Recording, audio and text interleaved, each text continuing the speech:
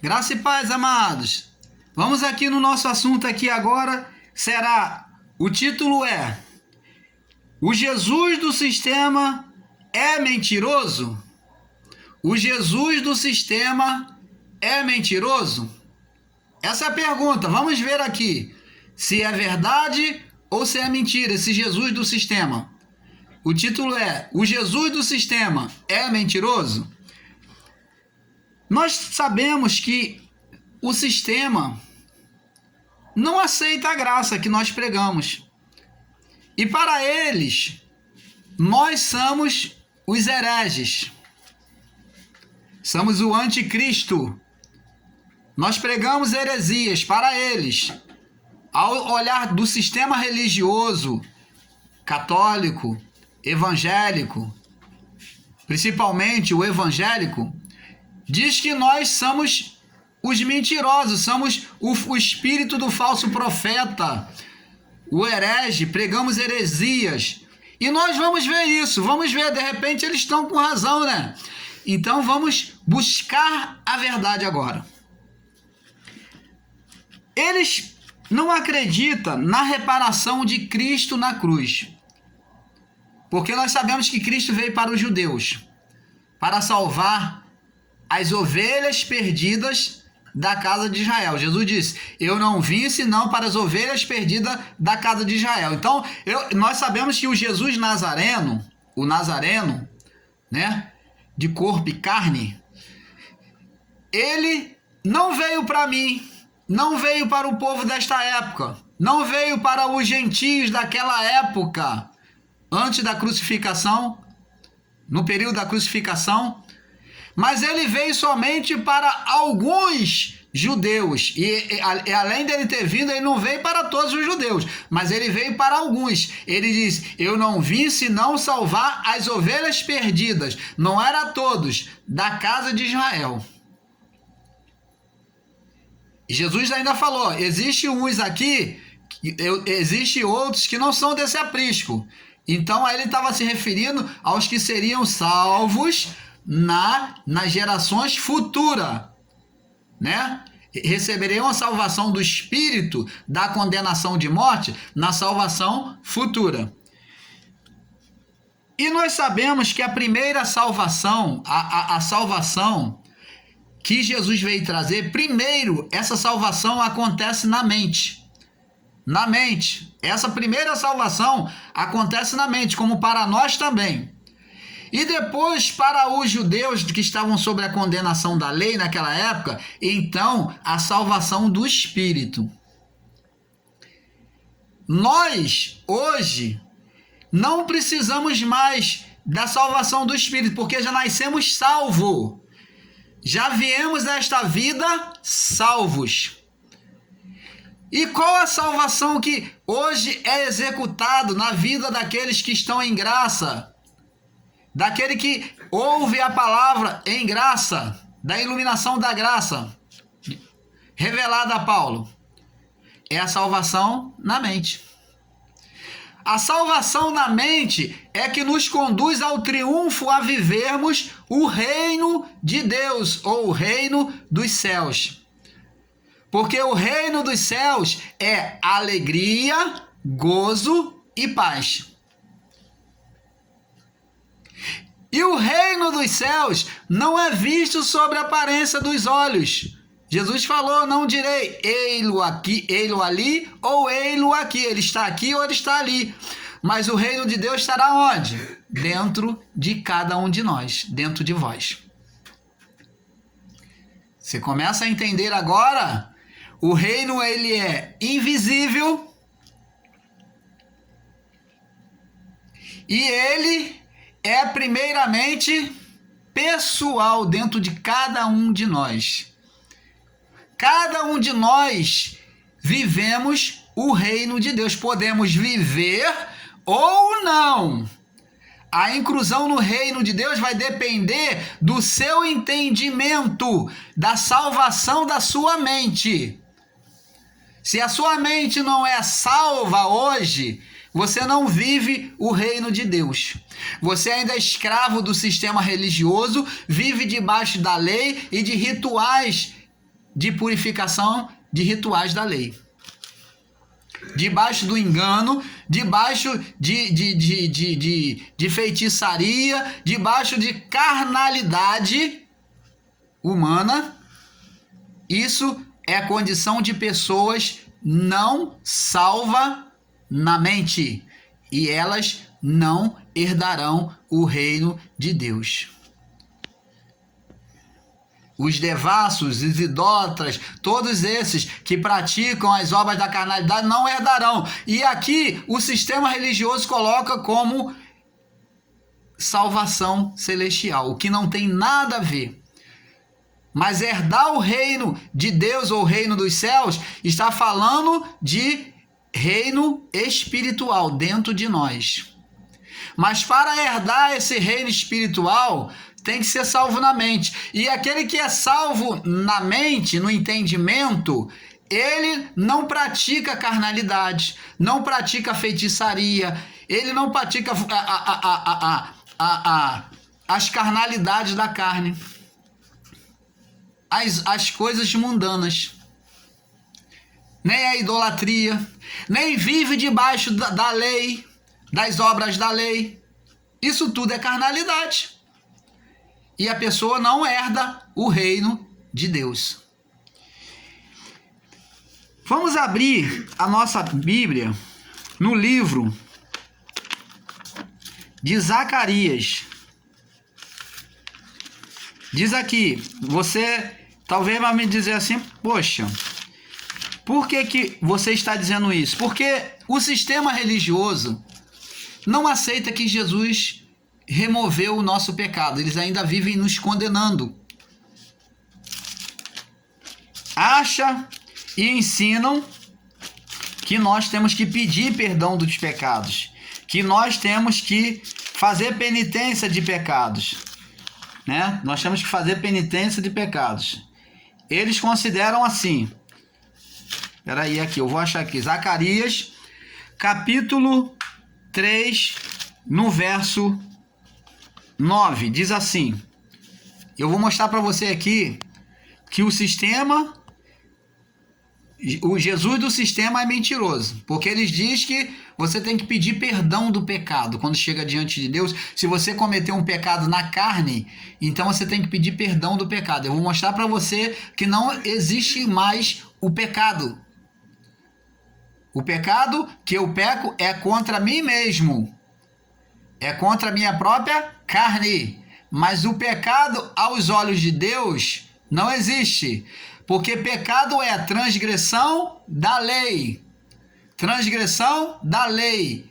E a lei hoje já não traz mais condenação, porque a lei foi tirada, foi cumprida em Cristo para com todos já naquela época, e quando nós viemos a este mundo, a esta vida, já nascemos redimido, purificado, limpo de todo pecado. Não existe pecado.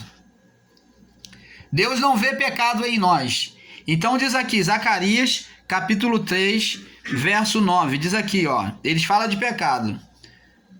Diz aqui.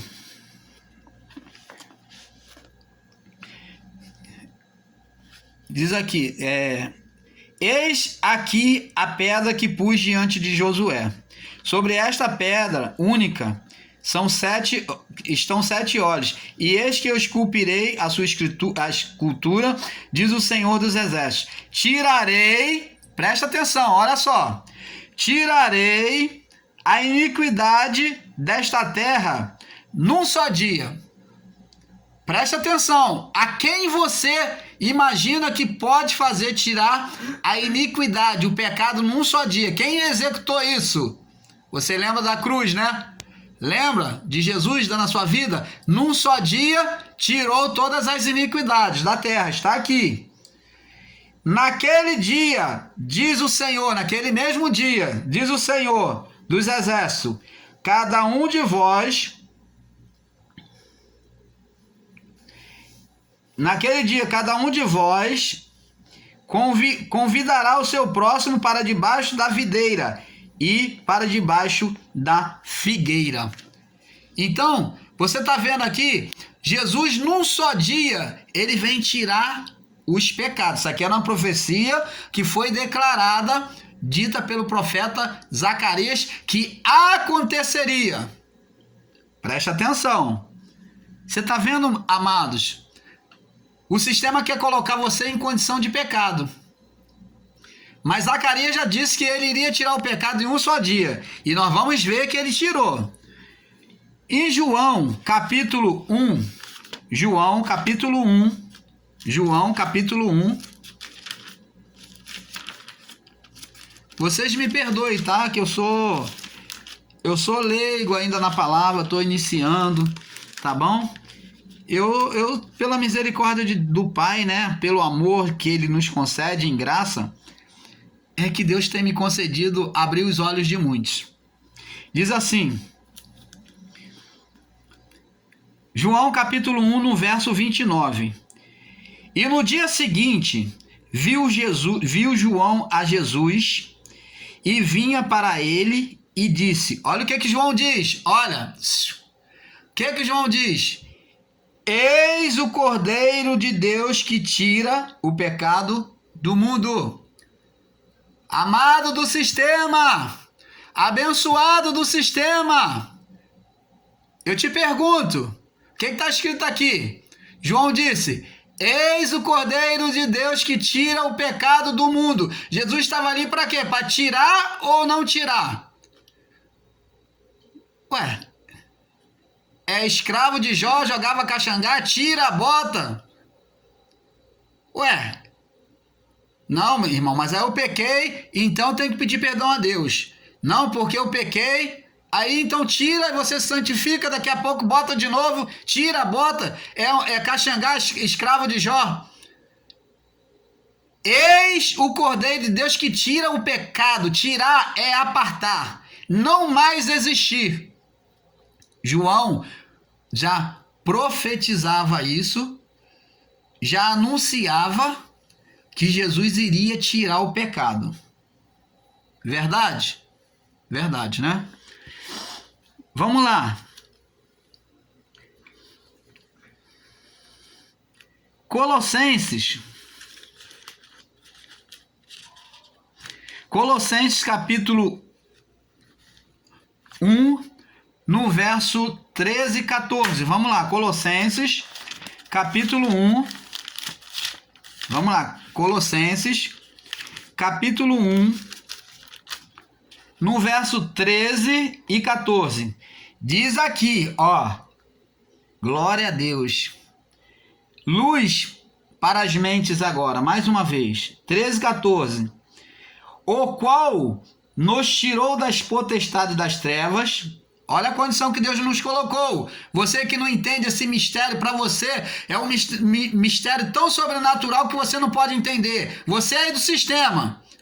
Recebe isso agora. Recebe fresquinho. Você que fala tanto em mistério, agora recebe esse mistério aí.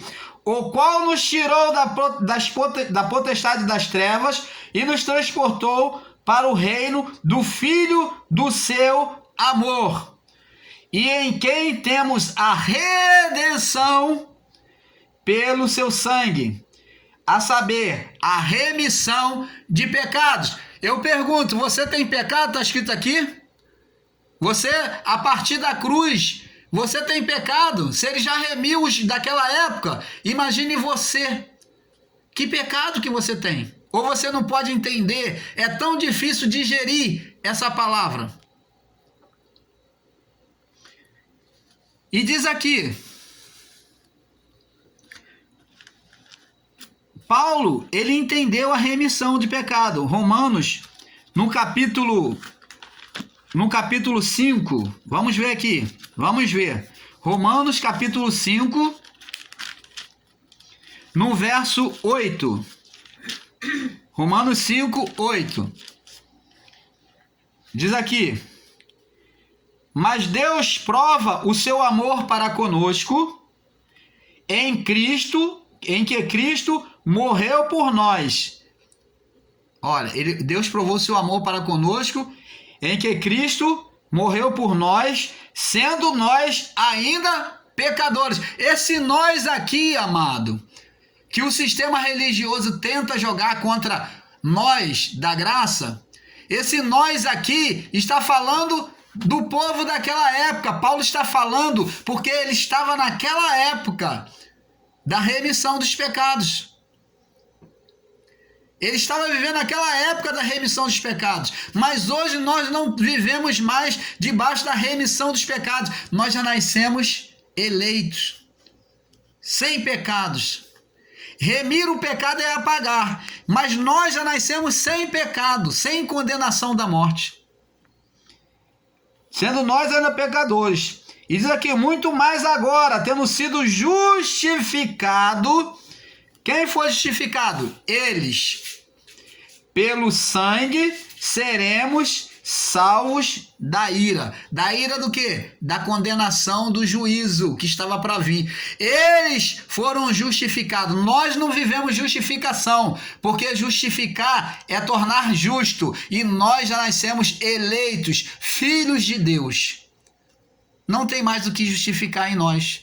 Nós já nascemos eleitos. Justificar é tornar justo. Eles, naquela época, é que foram justificados. Eles, então, foram livres da ira, do juízo. Mas nós já nascemos salvos. Glória a Deus. E diz aqui, ó. Se você quiser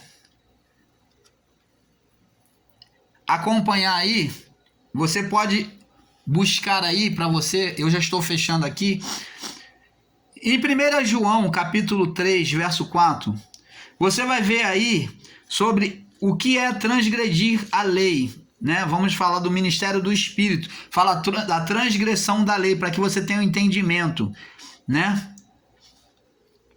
Em Romanos, capítulo 3, do verso 20 verso 23, fala que todos pecaram. Que todos é esse? O povo do mundo daquela época, daquela geração. Todos pecaram. O povo. Romanos capítulo 5, verso 8. Nós éramos pecadores. Nós éramos. Quem diz isso é Paulo, que eu acabei de ler aqui. Paulo era do mundo, do período da lei, no período da crucificação. Então ele falou, nós éramos, ele se incluiu, porque ele está vivendo daquela época, éramos, do verbo ser. Então ele se incluiu como pecador, por causa daquela época, da condenação da lei. E em 1 João, capítulo 1, 8, fala sobre o pecado dos judeus.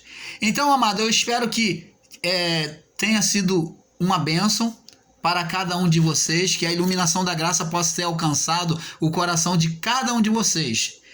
E a paz de Cristo seja com cada um de vocês. Graça e paz.